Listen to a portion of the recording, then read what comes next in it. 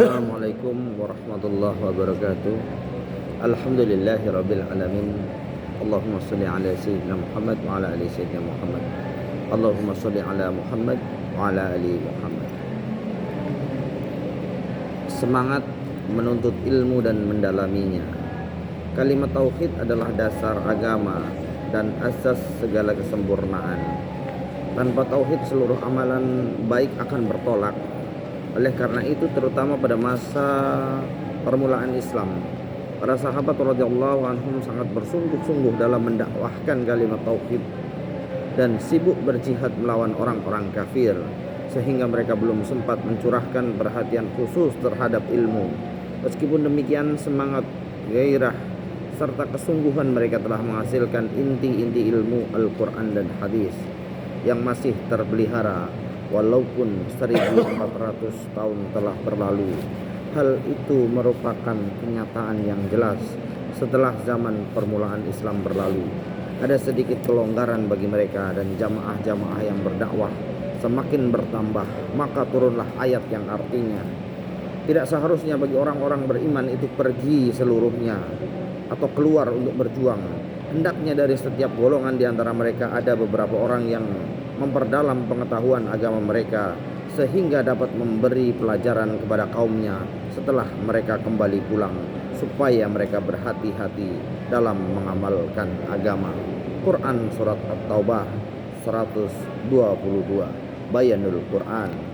Abdullah bin Abbas radhiyallahu anhu mengatakan bahwa ayat yang artinya, berangkatlah kamu dalam keadaan ringan atau berat dan berjihadlah dengan harta dan dirimu di jalan Allah.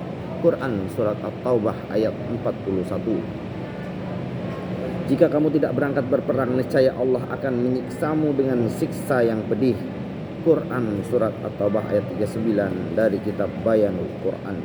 Makna umum yang diketahui dari kedua ayat itu telah dimansukh atau dihapus dengan ayat yang artinya, tidak seharusnya bagi orang-orang beriman itu pergi seluruhnya atau keluar untuk berjuang.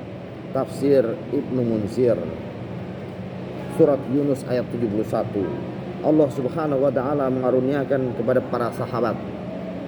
Allah Subhanahu wa taala mengaruniakan kepada para sahabat radhiyallahu anhum kemampuan yang menyeluruh dalam agama. Untuk saat itu hal semacam itu sangat diperlukan, sehingga mereka inilah yang menjaga semua kerja-kerja agama. Pada zaman tabi'in, Islam telah tersebar luas dan menjadi sebuah jamaah yang besar dan merupakan kesatuan yang kokoh. Karena pada diri tabi'in tidak terdapat kemampuan seperti sahabat, Allah Subhanahu wa taala telah membangkitkan orang-orang khusus untuk masing-masing bidang agama. Maka muncullah muhadisin atau jamaah khusus yang menyusun hadis-hadis dan menyebarkannya. Fuqaha atau para ahli fikih, ahli-ahli sufi, ahli-ahli Al-Quran, dan para mujahidin. Singkatnya, di setiap bidang agama telah muncul para ahli yang memeliharanya secara khusus. Hal itu sangat sesuai dan penting untuk masa itu. Jika tidak, tentu sulit sekali untuk dapat mencapai kemajuan dan kesempurnaan di setiap bidang agama, karena sangat sulit bagi seseorang untuk mencapai kesempurnaan dalam segala hal. Allah Subhanahu wa taala hanya mengaruniakan kemampuan tersebut kepada para nabi alaihi salam, khususnya kepada baginda Rasulullah sallallahu alaihi wasallam.